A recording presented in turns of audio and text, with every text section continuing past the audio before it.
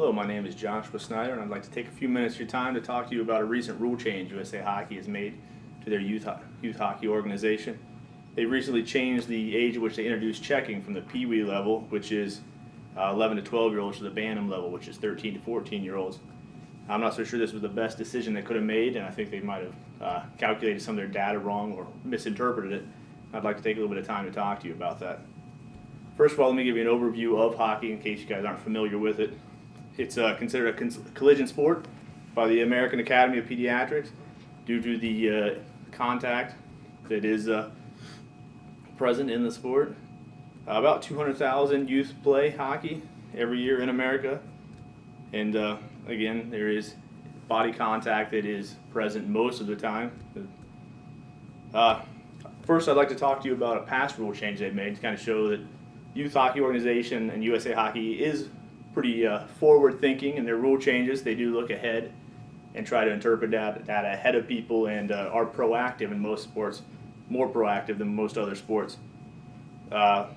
First thing I'd like to say is every time you make a rule change, you have your intended consequences, which are the things you intend to have happen, as well as your unintended consequences, the things that happen as a result of it that might not be exactly what you're trying to achieve but are still a result of your rule change. And one of the ones they made in the 60s, there was a lot of facial lacerations, so they went ahead and made the change to make helmets and face masks mandatory. And as a result, it worked perfectly for their intended consequences. They almost completely reduced all facial lacerations and head injuries. But at the same time, while they were so successful at doing that, they created a lot more spinal injuries and head injuries, concussions, things like that, mainly as a result of people feeling a little bit more invincible, having helmets and more protection than what they were used to having. So that's how they use their unintended consequences or a result of their actions. So here more recently, there's been a lot of focus on concussions and things of that nature. There was a Canadian study that showed in 1 year there were 42 spinal injuries, which is a bad thing. Nobody wants to see anybody get hurt. You want to see your kid walk away from the rink in the same condition that he walked into the rink. And that's a safety that you should feel with your children, that they are there and they are in good hands.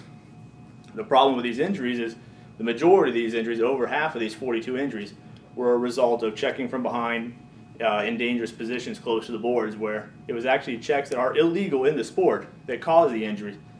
And so most of these injuries right away can be eliminated by having refs take better control of the game, getting kids who are out there just headhunting or trying to injure people, getting them out of there earlier, and not allowing them to operate in that manner.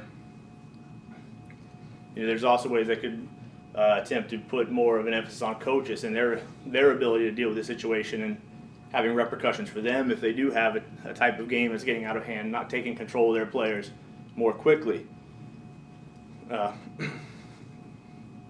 Also, as when you take the age group and you move it from the 11 to 12-year-olds and you're moving up to the 13 to 14, you're taking a skill that needs to be honed, and you're putting off them training this skill, something that they're going to need later in their life. The bigger they get, is something you need to learn. Learning to how to check as well as how to accept a check is a part of the game. It's a fundamental of the game, and it should be taught just the same as your passing, shooting, positioning.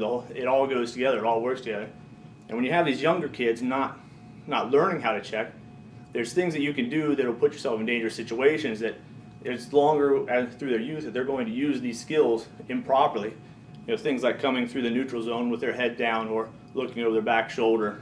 These are situations that you're going to end up getting injured on because you're putting yourself in a susceptible situation, as well as maybe 3 feet from the boards with your back to it, or you're facing the boards, a place where a lot of injuries occur, where you're putting yourself in a harmful situation. Somebody hits you from behind and you go into the boards, and it's the boards are actually what cause the injury, not the check itself. But that's why they try to limit these situations. And so with a lot of these situations, they can take these skills and they'll carry these bad habits with them. And the longer they do them, the harder it's going to be to change these habits as they get into this part where they're trying to maximize the whole sport. And when you take in weight to the higher levels, there's going to be a bigger size discrepancy with the players. When you talk about a 14 to 15-year-old, there's a bigger size discrepancy between the young kids and the big kids, as opposed to the 11, 12-year-olds, where you're getting close to puberty age, where they're all going to be closer to the same size. As well as when you get up to 15-year-olds, you're talking about a player who's going to be about 90% of an adult, as well as skating at a 90% speed of what an adult can skate.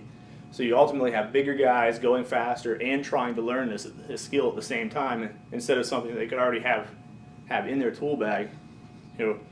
Personally, I was lucky enough growing up. I always had coaches who felt that checking was an integral part of the game, and learning how to accept a check was a very important part of the game. Is if you have this skill and you don't put yourself in bad situations, there's really no harm whatsoever in a check.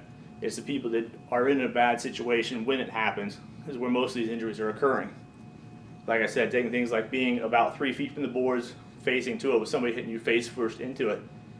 These are where most of your injuries are going to occur. And that's where there are the two major important factors are really going to be your balance, maintaining your balance through the contact and keeping your head up with your ability to understand what's going on around you with the play. It was even Wayne Gretzky started by saying that when you first start checking, learning how to accept a check is just as important, if not more important, than learning how to give a check. And I feel like these are a few good examples of reasons why they should leave the checking where it's at instead of moving it forward to an older age group. When I was younger growing up, I was a player. I had a little bit more skill than some of the other guys, and I was often asked to skate in older age groups and play with the bigger teams. And I was small for my size to start with, so when I'm 12 or 13, they had me playing with 15, 16-year-olds. If I was going in that and I hadn't already had some training and they pushed checking back, I would have been in a very dangerous situation. Probably not even to play at people who are at a better skill level, type players I want to play with, because I wouldn't have been able to understand the game, and I would have been putting myself in a very dangerous situation, which would have robbed me from an opportunity to play with a skill level that I would like to play at. So, well, like I said, I feel like this checking should be left at the level it's at and not moved to the older age group, which unfortunately they've done for this year. Hopefully they'll see that it is a bad idea to move checking up, because obviously whenever you introduce checking, whatever age group it is, there's going to be an increase in injuries. If you introduce it at 12-year-olds, you're going to have injuries. You move it up to 14-year-olds, 14-year-olds are going to have more injuries. It's just a part of the game to learn it, and it's something that should be learned while players are smaller, skating slower, where there is less chance of a serious injury occurring if somebody does do something wrong, or while they're learning the skill. So again, I thank you guys for your time, and I hope you'll take into consideration the idea of introducing checking at a younger age, not an older age.